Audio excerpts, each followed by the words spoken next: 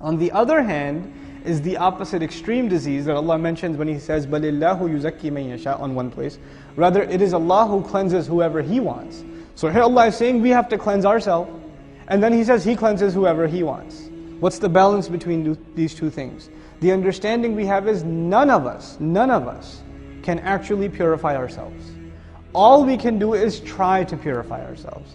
When we make the sincere effort of trying, who will actually grant us the purity? It is Allah Azza wa Jal. Okay, it is Allah Azza. But we have to take the first step and try. That is the way we balance these two statements. On the other hand also is the person who assumes they have already attained purity. They don't need to be purified. They are already pure. And this is a serious problem because in some areas of the Muslim community, we assume that this one person has attained purity already. So we should go to them to make dua for us or to do whatever it is, religious counsel, not because of their knowledge, because they are pure. They are pure, like I'm not pure, but they are. Allah Azza wa Jal says, and by the way, these people who call others to, ask them, they will somehow spiritually elevate them, etc. They consider themselves pure. They consider themselves pure. Rather, Allah says, "La tuzakku anfusakum." Do not declare yourselves pure. He lets us know, don't declare yourselves pure. This idea of self-righteousness or having attained a certain level of iman or whatever, out of the question for us. We assume iman for each other, but we never assume iman for who? Ourselves, subhanallah. When the Messenger of Allah ﷺ used to recite this ayah, there are several narrations that he would make a dua. I'm going to recite to you not all of the versions, but the longest version of them. Allahumma inni a'udhu bika min qalbin la yakhsha. O Allah, I seek your refuge from a heart that refuses to fear, that feels no fear. Wa min nafsin la tashba'.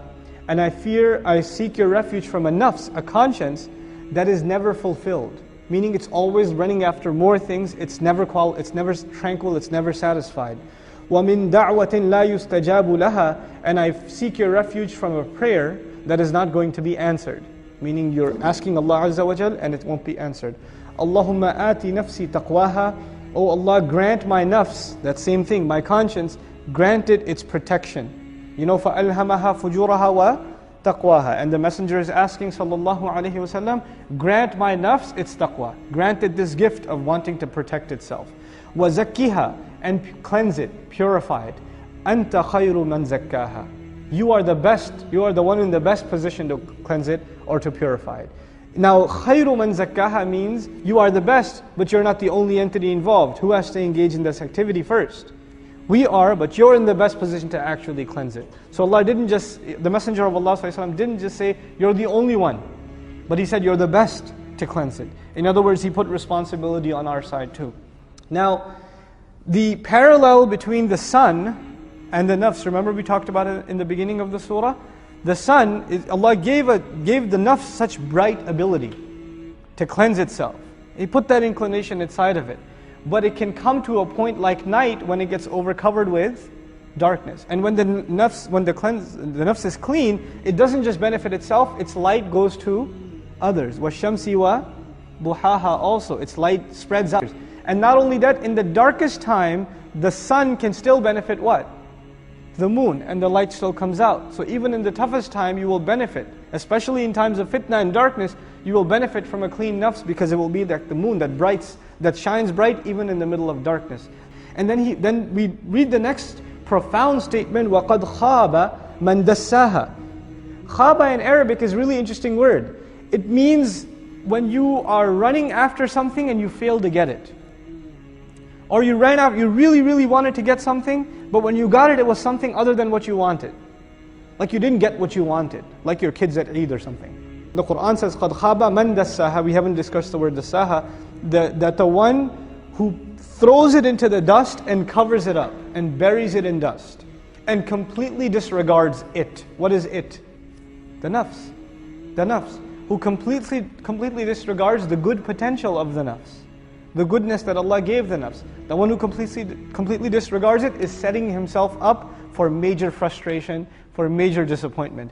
They think they're running after something they want. When they get it, they're going to realize it's not what they wanted anyway. So that's the word khaba with the word dassaha.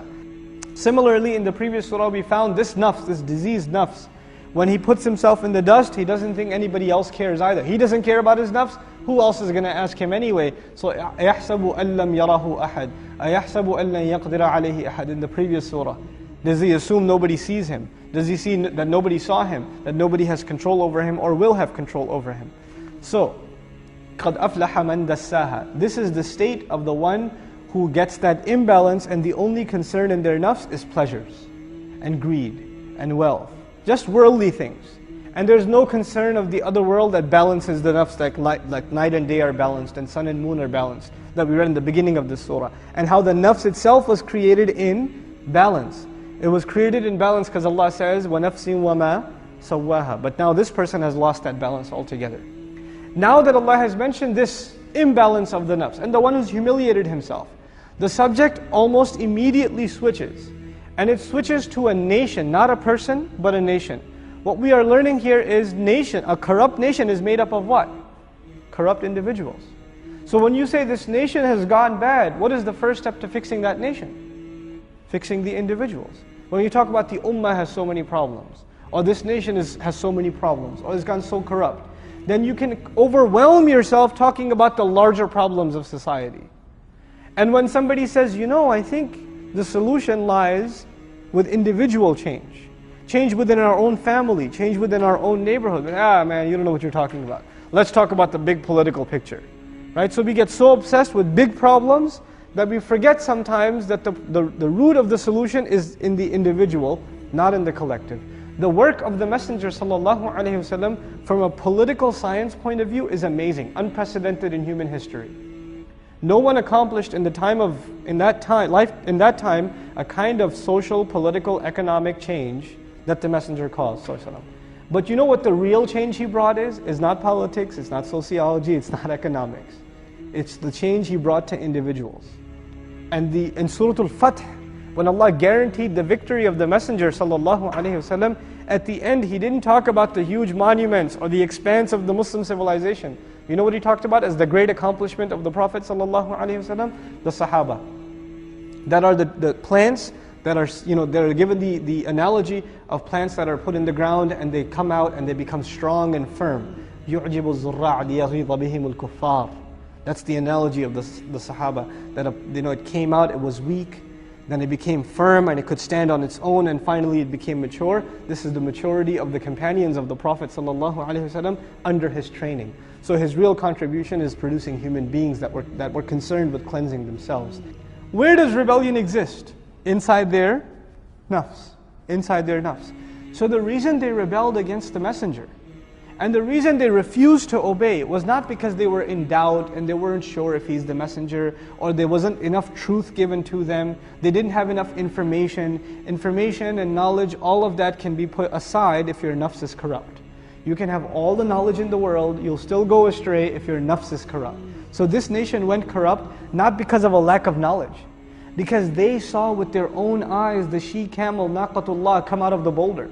They saw with their own eyes this one she-camel drinking the entire water that takes their entire herd to drink. They saw this with their own eyes, so they clearly did see a miracle. There was nothing missing in their conviction. But what was corrupt anyway? The nafs. And that's why taghwa is mentioned. Allah doesn't just tell us they lied against the Messenger because of their rebellion. فَدَمْدَمَ عَلَيْهِمْ رَبُّهُمْ. Damdama in Arabic is to destroy, but to pound something or someone into the ground so much that they become one with the ground. That they become immersed in the ground. We don't see that. We've never seen something like that. You see something like that maybe in cartoons. Like when a robot smashes something into the ground, there's a hole in the ground and it goes inside, that's damdama. To crush until it becomes completely immersed into the ground, sunk into the ground. فَدَمْدَمَ عَلَيْهِمْ. So that's what Allah Azza wa Jal did to them. He completely crushed them and pounded them. Their Lord pounded them, their Master pounded them. And the word Allah is not used, Rabbuhum is used, to suggest that He had control over them all along. He was their Rabb all along. But He let them have this stretch to see if they would come back, and if not, then the punishment was always there. فَدَمْدَمَ عَلَيْهِمْ رَبُّهُمْ. Then He says, بِذَنْبِهِمْ. Because of what? They lied because of their rebellion. They got crushed completely because of بِذَنْبِهِمْ. Dhanb in Arabic means sin. this is a punishment from which there is la mafarra minha. There's no escape from it. There's no escape from it. Of course, this is a punishment in dunya that Allah is talking about.